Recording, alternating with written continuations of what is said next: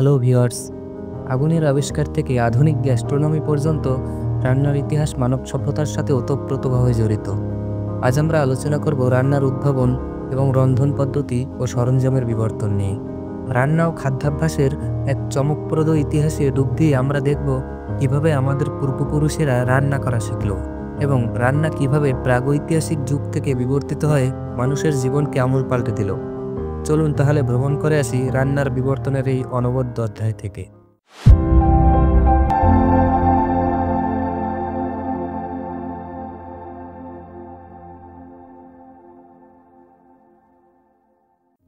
চলুন একটু পেছনে ফিরে যাই। আপনারা কি জানেন আদিম যুগে আমাদের পূর্বপুরুষরা কিভাবে তাদের খাদ্য সংগ্রহ করতেন এবং কী ধরনের খাবার খেতেন? শুরুতে তারা ছিলেন সবুজের বন্ধু। তারা টাটকা শাকসবজি, রঙিন ফলমূল, নানা রকম বাদাম, গাছের পাতা, শিকড় ও ছোট ছোট বীজ খেয়ে জীবন ধারণ করতেন। কখনো কখনো তারা পোকামাকড়ও খেতেন। কিন্তু একদিন কি হলো জানেন? তারা একটা মজার জিনিস আবিষ্কার করলো। মাংস খেয়ে দেখলো এ তো খুবই সুস্বাদু, আর মাংস খাওয়ার ফলে তারা হয়ে উঠলো আরও শক্তিশালী। কারণ মাংসে আছে প্রচুর প্রোটিন। প্রোটিন শরীরের পেশি তৈরি করে, ক্ষতিগ্রস্ত টিস্যু মেরামত করে, হাড় ও চুল মজবুত করে, রোগ প্রতিরোধ ক্ষমতা বাড়ায়, এনজাইম তৈরি করে হজমে সাহায্য করে। প্রোটিন হলো আমাদের শরীরের বিল্ডিং ব্লক। যেমন ইট দিয়ে বাড়ি, তেমনি প্রোটিন দিয়ে শরীর।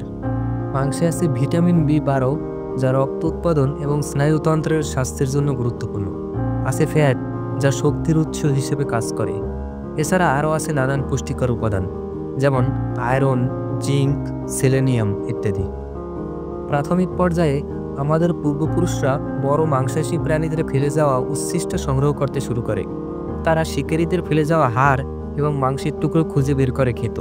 সময়ের সাথে সাথে মানুষের মস্তিষ্কের বিকাশের ফলে তারা পাথর, কাঠের টুকরো ইত্যাদি ব্যবহার করে সরল অস্ত্র তৈরি করতে শুরু করে। এই অস্ত্রগুলি ছোট প্রাণী শিকার এবং আত্মরক্ষার কাজে ব্যবহৃত হতো। মানুষের শিকার সংক্রান্ত প্রাচীনতম প্রমাণ অনুযায়ী প্রায় 20 লক্ষ বছর আগে থেকেই আদিম মানুষ শিকার শুরু করে। প্রত্নতাত্ত্বিক প্রমাণ থেকে জানা যায় হোমো হ্যাবিলিস সর্বপ্রথম পাথরের হাতিয়ার তৈরি করে শিকার শুরু করে। প্রায় 5 লক্ষ বছর আগে হোমো ইরেক্টাস দলবদ্ধভাবে বড় প্রাণী শিকার করতে শুরু করে। মাছ শিকারের প্রমাণ পাওয়া গেছে প্রায় 40,000 বছর আগে থেকে। তবে সম্ভবত এর আগেও মানুষ মাছ ধরত। মাছের ওমেগা-3 ফ্যাটি অ্যাসিড মস্তিষ্কের গঠন ও বিকাশে সহায়তা করে। আধুনিক মানুষ তথা হোমো সেপিয়েন্স প্রায় 3 লক্ষ বছর আগে থেকে নিয়মিত শিকার করতে শুরু করে এবং ক্রমশ উন্নত শিকার কৌশল ও হাতিয়ার তৈরি করে। আগুনের আবিষ্কার মানুষের খাদ্যাভ্যাসে বড় পরিবর্তন আনে। এটি শুধু মাংস রান্না করে এমন না, বরং শিকারকে আরও সহজ করে তোলে। কারণ আগুনের সাহায্যে শিকার তাড়ানো বা ফাঁদে ফেলা সম্ভব হয়েছিল। বিজ্ঞানীরা মনে করেন যে আগুনের নিয়ন্ত্রিত ব্যবহার হোমো ইরেক্টাস প্রজাতির মাধ্যমে প্রায় 15 থেকে 20 লক্ষ বছর আগে শুরু হয়েছিল। নিয়ন্ত্রিতভাবে আগুনের ব্যবহার ছিল মানবজাতির জন্য একটি যুগান্তকারী ঘটনা। আগুন ব্যবহারের প্রাচীনতম প্রমাণ আফ্রিকায় বিভিন্ন স্থানে পাওয়া গেছে, বিশেষ করে দক্ষিণ আফ্রিকার ওয়ান্ডার ওয়াক গুহায়। এই যুগটি প্রাগৈতিহাসিক প্যালিওলিথিক যুগের অংশ, যেখানে প্রাথমিক মানুষরা পাথরের যন্ত্রপাতি ব্যবহার শুরু করেছিল এবং আগুনের ব্যবহার মানবজাতির অগ্রগতির একটি গুরুত্বপূর্ণ ধাপ ছিল। এই পরিবর্তনের প্রথম ধাপে অস্ট্রালোপিথেকাস নামক আমাদের পূর্বপুরুষ শাকাহারী থেকে মাংসাহারী হয়ে ওঠে। পরবর্তীতে হোমো ইরেক্টাস প্রথম রান্না করা শুরু করে। তারা আগুনে মাংস ঝলসে খেতে শুরু করে, যা খাবারকে নরম ও সহজপাচ্য করে তোলে। আগুনে মাংস ঝলসানোর প্রমাণ পাওয়া যায় প্রায় 7,80,000 বছর আগে ইসরায়েলের গুহায়। রান্নার আবিষ্কার কেবল খাদ্যকে সুস্বাদু করেনি, বরং এটি খাদ্যের পুষ্টিগুণ ও হজম ক্ষমতা বৃদ্ধি করেছে। রান্না করা খাবার খাওয়া আমাদের পূর্বপুরুষদের মস্তিষ্ককে বড় হতে এবং আরও বুদ্ধিমান হতে সহায়তা করেছিল। এছাড়া আগুনে রান্না করা খাবার সহজে হজম হয় এবং এতে থাকা ব্যাকটেরিয়া ধ্বংস হয়। রান্নার মাধ্যমে খাদ্যের প্রোটিন ও অন্যান্য উপাদান সহজে শোষিত হয়। রান্নার পদ্ধতিতে ধীরে ধীরে পরিবর্তন আসে। প্রথম দিকে মানুষ শুধু পোড়ানো জানত, পরে তারা বেকিং ও সিদ্ধ করার পদ্ধতি আবিষ্কার করে। রান্নার পদ্ধতির বিবর্তন মানুষের খাদ্যাভ্যাসকে বৈচিত্র্যময় করে তুলেছে। এছাড়া রান্নার বিভিন্ন পদ্ধতি খাদ্যের স্বাদ ও পুষ্টিগুণ বৃদ্ধিতে সহায়তা করেছে। বরফ যুগের পর রান্নায় নতুন নতুন সৃজনশীলতা যুক্ত হয়। যখন মানুষ কৃষিভিত্তিক সমাজে স্থায়ীভাবে বসবাস শুরু করে, তখন মশলার ব্যবহার জনপ্রিয় হতে থাকে। মানুষ প্রায় ৬,০০০ বছর আগে থেকেই মশলা ব্যবহার করে আসছে।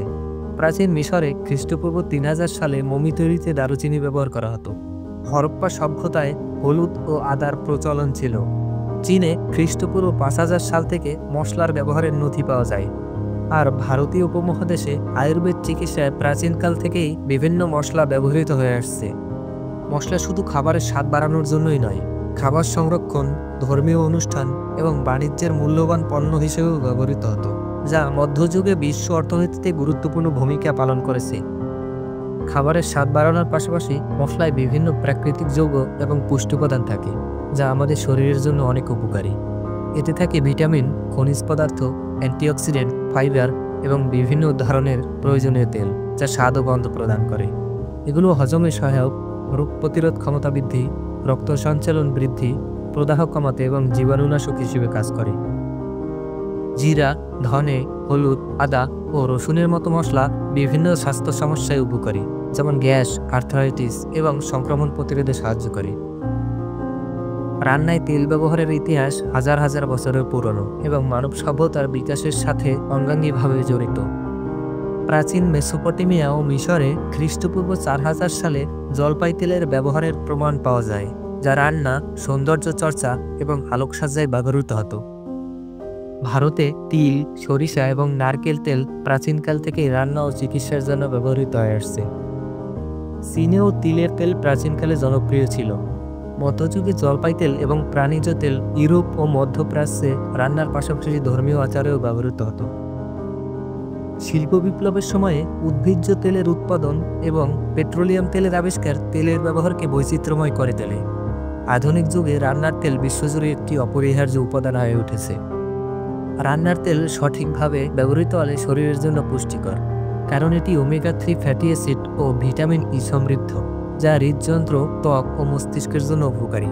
তবে অতিরিক্ত তেল ব্যবহার বা বারবার একই তেল গরম করলে ট্রান্স ফ্যাট তৈরি হয়, যা উচ্চ রক্তচাপ, কোলেস্টেরল ও হৃদরোগের ঝুঁকি বাড়ায়। স্বাস্থ্যকর তেল সঠিক পরিমাণে ব্যবহার করাই উত্তম। রান্নার পাত্রের বিবর্তন মানব সভ্যতার অগ্রগতির সাথে সরাসরি জড়িত। আদিম যুগে মানুষ খাবার রান্না করতে গর্ত, পাথর বা কাঠের তৈরি পাত্র ব্যবহার করত। পরে মাটির পাত্র বা মৃৎ পাত্রের প্রচলন হয়, যা নিওলিথিক যুগে বিশেষভাবে গুরুত্বপূর্ণ হয়ে ওঠে। তামা ও ব্রোঞ্জ যুগে ধাতব পাত্রের ব্যবহার শুরু হয়, যা শক্তিশালী এবং দীর্ঘস্থায়ী হওয়ার কারণে দ্রুত জনপ্রিয়তা পায়। এরপর লোহা এবং পরে স্টেনলেস স্টিলের পাত্র রান্নার কাজে ব্যবহৃত হয়, যা আধুনিক যুগেও ব্যাপকভাবে প্রচলিত। বিংশ শতাব্দীতে অ্যালুমিনিয়াম, ননস্টিক এবং সিলিকনের মতো উপাদান দিয়ে তৈরি রান্নার পাত্র সময় ও শ্রম কমিয়ে দেয়। এছাড়া বর্তমানে মাইক্রোওয়েভ ওভেনের জন্য উপযোগী পাত্র এবং ইন্ডাকশন সক্ষম পাত্র রান্নার অভিজ্ঞতাকে আরও সহজ ও প্রযুক্তি নির্ভর করেছে। রান্নার চুলার বিবর্তন প্রাচীন আগুনের আবিষ্কার থেকে শুরু করে আধুনিক প্রযুক্তি পর্যন্ত বিস্তৃত। আদিম যুগে মানুষ খোলা জায়গায় কাঠ কুড়িয়ে রান্না করত, যা পরে মাটির চুলা এবং ধীরে ধীরে ইটের চুলায় রূপ নেয়। এরপর কয়লার চুলা এবং কেরোসিন চুলার প্রচলন হয়। শিল্প বিপ্লবের পর গ্যাসের চুলার উদ্ভাবন রান্নায় গতি আনে। আধুনিক যুগে বৈদ্যুতিক চুলা, মাইক্রোওয়েভ ওভেন এবং ইন্ডাকশন কুকার রান্নাকে আরও সহজ ও কার্যকর করেছে, যা প্রযুক্তিগত উন্নতির একটি চমৎকার উদাহরণ। রান্না আমাদের জীবনযাত্রাকে পাল্টে দিয়েছে। এটি কেবল পুষ্টি সরবরাহ করে না, বরং মানব সভ্যতার বিকাশে বিশাল ভূমিকা রেখেছে। আশা করি রান্নার এই ইতিহাস আপনাদের ভালো লেগেছে। আজ আমরা রান্নার বিবর্তনের চমকপ্রদ ইতিহাস নিয়ে আলোচনা করলাম। প্রাচীন মানুষের খাদ্যাভ্যাস থেকে শুরু করে আধুনিক রান্নার প্রযুক্তি পর্যন্ত এই যাত্রা ছিল সত্যিই অনন্য। রান্নার ইতিহাস শুধু খাবারের নয়, মানব সভ্যতার বিকাশেরও গল্প। আপনাদের এই ভিডিও কেমন লাগলো নিচে কমেন্ট করে জানাতে ভুলবেন না।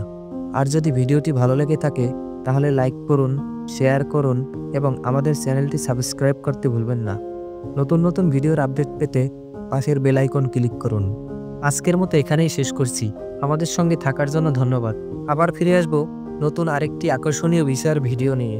ততক্ষণ পর্যন্ত সুস্থ থাকুন, ভালো থাকুন এবং সুস্বাদু খাবার রান্না ও উপভোগ করুন। বিদায়।